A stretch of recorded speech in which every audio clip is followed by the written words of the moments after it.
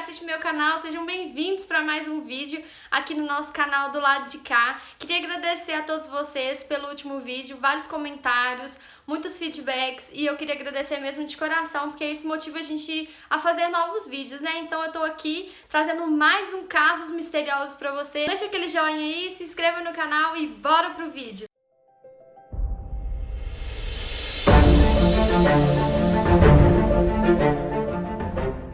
Tudo aconteceu no dia 21 de novembro de 1987, quando o dono de uma loja de conveniências na Carolina do Sul, Estados Unidos, percebe que a sua funcionária, Corrina Lynn, não foi trabalhar. Ele deixou o dia passar esperando alguma informação sobre ela, do motivo, dela não ter ido ao trabalho, mas nada aconteceu. Então, no dia seguinte, ele decide ir até a casa dela para ter alguma informação sobre o paradeiro dela, sobre o que aconteceu. Acontece que durante o caminho que esse dono da loja, o patrão da Corrina Lynn, vou chamar ela de Corey, que era o apelido dele, é mais fácil de pronunciar, e ao longo do caminho ele se depara com o carro da Corey. A plantação era como essa, onde o carro da Corey foi encontrado, e a casa delas era bem próxima a essa plantação, onde o marido da Corey, o Steve, trabalhava. E o dono da loja, ele encontra esse carro sem nenhum vestígio da Corey, que ela tenha deixado algum pertence dentro do carro, algo dela, uma bolsa, uma roupa, qualquer vestígio que ela esteve ali dentro do carro, e também não tinha nenhum sinal de que o carro tenha sido abandonado ou roubado.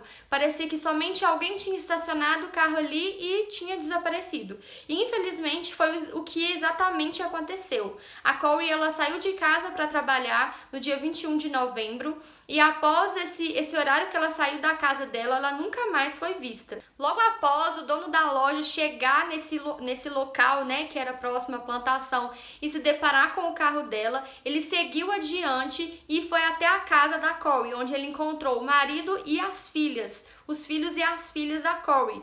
E aí, quando ele encontra o marido da Corey, o Steve, ele logo pergunta onde que ela tá, o que aconteceu, ela não foi trabalhar. E aí o marido responde: olha, ontem nós tivemos uma discussão, nós brigamos e ela saiu saiu ontem pela manhã para trabalhar e até agora ela não voltou. Então eu achava que realmente ela não tinha voltado do trabalho, ela não tinha voltado para casa por conta dessa briga, dessa discussão que a gente teve. E aí então todos começam a perceber que ela realmente tinha desaparecido. E aí eles acionam a polícia para começar a investigação do paradeiro da Corey no caso. Nessa foto da Corey com os seus filhos, dá pra gente perceber que a cabana, onde ela morava, ali atrás dava pra perceber a plantação, então era bem próximo a casa onde ela morava da plantação onde ela foi dada como desaparecida. Ela tinha 26 anos, como eu mencionei, e ela se casou com o Steve em 1981 e tinha 3 filhos. A Corey era fruto de um outro casamento e os seus 2 filhos eram com o seu atual marido Steve. O relato dos filhos para a polícia, tanto para a polícia quanto para o patrão da Corey, foi que realmente a família era complicada, conturbada, tinham várias brigas, várias discussões entre o casal e entre os filhos. Então acaba que aquele cenário já gerou uma certa preocupação durante a investigação. Como eu disse anteriormente, na manhã em que ela desapareceu, a Corey desapareceu, o Steve menciona que eles tinham tido várias discussões num dia antes e também durante a manhã, mas que não tinha acontecido nada grave para que pudesse ele ter feito algo contra ela. Então a polícia já tenta buscar uma linha de investigação para um desaparecimento ou um sequestro, algo relacionado a essas vertentes, e descarta completamente a possibilidade do Steve estar envolvido, já que ele estava ali com os filhos. A única informação que a polícia tinha era que ela tinha desaparecido ali próximo à plantação onde ela morava com os filhos e o marido, mas somente isso. Você tem muito relato sobre a investigação, sobre o que aconteceu ali quando a polícia estava investigando, as provas que eles encontraram. Aproximadamente um ano depois do desaparecimento de Corey, a sua filha Annette, de 11 anos, é dada como desaparecida. E exatamente no mesmo local onde a mãe desapareceu, em frente à plantação, próxima onde eles moravam. Acontece que a Annette, filha da Corey, ela tinha saído de casa normalmente, como ela fazia todos os dias, tinha se direcionado para o ponto de ônibus onde ela pegava o escolar, e a partir daquele horário que o escolar passou e ela não pegou, nunca mais ela foi vista. E também não se encontrava nenhuma prova, nenhuma pessoa, nenhuma testemunha que pudesse trazer alguma informação sobre o que aconteceu com a Annette. A polícia então começou a investigar mais a fundo, porque as circunstâncias em que a Annette se deu como desaparecida e a Corey eram muito parecidas. Então a polícia começou a investigar para tentar descobrir algo que relacionava os dois desaparecimentos e começou-se uma nova investigação pelo desaparecimento da Annette, filha da Corey. Vou ressaltar aqui para vocês que a Annette não era filha do Steve. O Steve era padrasto dela e logo um tempo, depois que a Corey se deu como desaparecida, foi encontrada apenas uma pista sobre o desaparecimento dela, que foi um bilhete que foi encontrado próximo ali ao local da plantação, entre a plantação e o ponto de ônibus onde ela iria pegar o ônibus. Esse foi o bilhete que foi encontrado no local do desaparecimento da Annette e ele dizia as seguintes palavras: "Pai, a mamãe voltou, dê um abraço nos meninos." E alguns especialistas que analisaram o bilhete, analisaram a prova, constataram que aquela letra era exatamente a letra da Annette. Então a cidade inteira ficou espantada como que aconteceu um desaparecimento num ano e no ano seguinte exatamente a mesma coisa. Um bilhete deixado pela Annette explicando mais ou menos o que tinha acontecido. Tecnicamente, pelas palavras dela, a mãe havia voltado para buscar ela e agora ela estava bem, mandou um abraço para os irmãos que tinham ficado em casa e estava tudo certo. A investigação foi ficando mais acirrada ali para tentar realmente descobrir o que aconteceu, tanto com a mãe quanto com a filha. No ano de 2000, uma testemunha anônima comunicou à polícia um local onde poderia ser encontrado os corpos tanto da mãe quanto da filha. Então a polícia começou a mover ali, buscou cães farejadores, outros investigadores forenses e foram até o local onde foi indicado por essa testemunha anônima, mas chegou lá, infelizmente eles não encontraram absolutamente nada, nenhum vestígio, nada que pudesse, trazer uma luz para esse caso e mostrar realmente o que aconteceu. Lembrar também que durante todo esse processo de investigação, essas provas surgindo e testemunhas anônimas também surgindo, o Steve acabou se mudando para a Flórida e ele abandonou os filhos e mandou os filhos para o orfanato e posteriormente esses filhos foram adotados.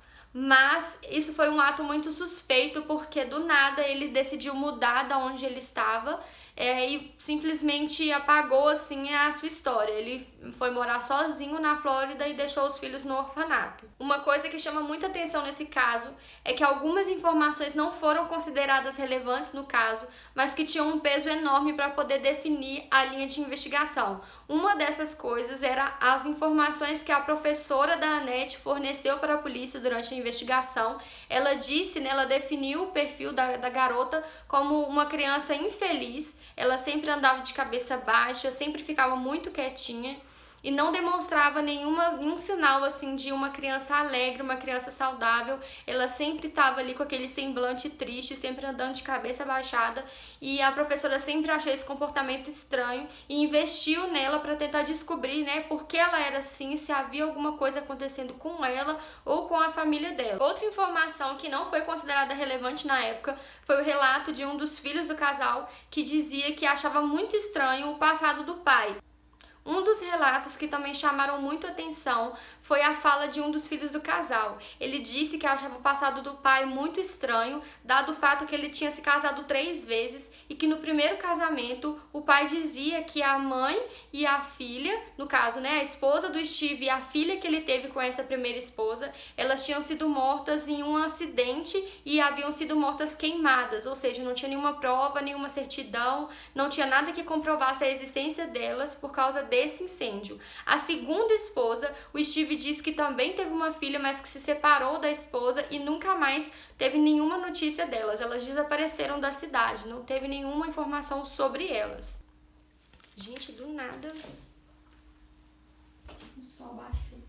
E a terceira esposa, que era a Corey, e a sua filha Annette, lembrando que o casal tinha 2 filhos, e a Annette era a terceira filha, só que era filha somente da Corey. Ela teve um relacionamento fora do casamento durante o ensino médio e acabou ficando grávida da Annette. E uma outra informação muito relevante, que no início eu acho que eu nem me cheguei a mencionar, mas foi que a família da Corey estavam tentando pegar a guarda da Annette após um período do desaparecimento da Corey. Então estava correndo ali na justiça para tentar pegar a guarda da Annette. E o desaparecimento da Annette se deu uma semana antes da audiência, o que levantou muitas suspeitas, porque realmente todos os dados ali, todas as informações que a família da Corey tinham estavam sendo relevantes para que a família realmente conseguisse a guarda da garota. Então foi muito estranho o fato dela ter desaparecido uma semana antes dessa audiência. Durante a reabertura do caso, a professora da Annette relatou que ela havia sim mencionado para os policiais da investigação na época do desaparecimento da Annette que ela sim suspeitava de algum abuso que a criança poderia estar sofrendo por parte do padrasto e que ela sempre identificou esse comportamento estranho na criança e por isso ela sempre falava tanto para a mãe quanto para a família da mãe o quanto a Annette era uma criança diferente na escola. Os irmãos da Annette chegaram a mencionar posteriormente à polícia que eles haviam recebido ligações da própria Annette, que eles identificaram que era a voz dela, mas que ela sempre sussurrava no telefone e eles não conseguiam entender muita coisa do que ela falava e ela acabava desligando antes que eles pudessem tentar localizar ela ou descobrir qual era o paradeiro dela. A polícia sempre falava que a possibilidade delas estarem vivas era muito irrelevante, porque os lugares que a Corey poderia ter supostamente fugido não tinha nenhum vestígio dela. A família dela, onde ela era muito próxima, eram as pessoas que ela mais tinha contato, não tinham nenhuma informação sobre ela, não tinham nada que poderia constatar que ela estava com eles ou que eles sabiam de algo. Então era uma hipótese muito vaga, né? Não teria como ela fugir sem roupa, sem nada, sem dinheiro e não ter o apoio de alguém.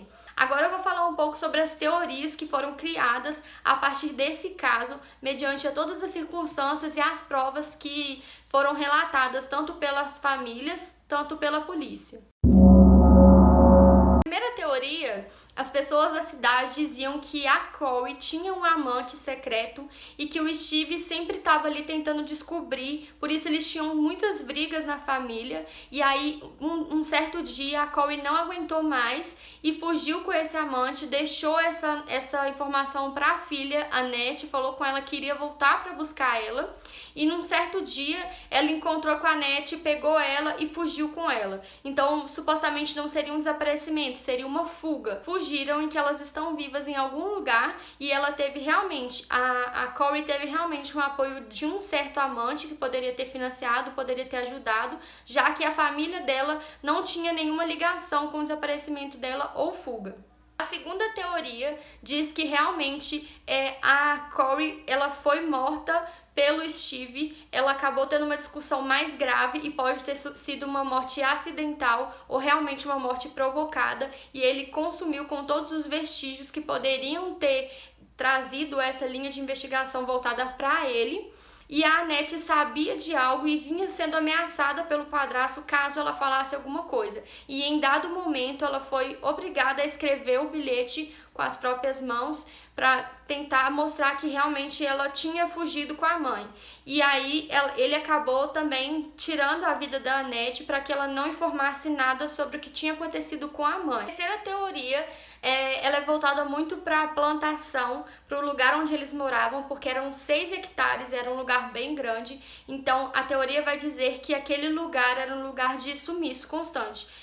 Que tanto a mãe quanto a filha, elas tiveram um desaparecimento misterioso e que ninguém pode explicar porque foi algo sobrenatural, algo que não tem como explicar. Então até hoje a população do local, ela corre esse boato, né, de que a plantação onde eles moravam ali, uma cabana próxima a essa plantação, teria sim algo acontecendo naquele lugar que poderia ter causado, né, o desaparecimento tanto da mãe quanto da filha. A quarta teoria vai dizer que o pai realmente tinha conflitos e brigas com a mãe por conta desse abuso que poderia a criança, né, a Annette, ter sofrido pelo padrasto. E a mãe um dia decide ir embora e nesse momento que ela vai embora, o Steve decide então tirar a vida dela porque ele viu que não teria mais escapatória para ele. Ele seria descoberto. Então ele faz isso com a mãe, com a Corey, e sempre fica ameaçando a filha, mas ao invés de também tirar a vida da própria filha, ele acaba dando ela para alguém, sumindo com ela. Isso explicaria as ligações que a família recebeu posteriormente da Annette, e ele praticamente se desfez dela, porque ele fez isso com os próprios filhos, né, os filhos de sangue. Quando passou-se alguns meses do desaparecimento da Annette, como eu falei anteriormente, ele se mudou para a Flórida e deu os filhos para adoção. Então, se ele fez isso com os filhos de sangue, por que não fazer isso também com a filha da Corey, que sabia tantas informações? Então, gente, o vídeo foi esse. Esse caso é muito misterioso porque realmente não teve nenhuma prova concreta, né, do que possa ter acontecido. Deixa aí no comentário o que você acha que aconteceu. Queria agradecer aqui mais uma vez por todos vocês que estão aí me acompanhando. E é isso aí.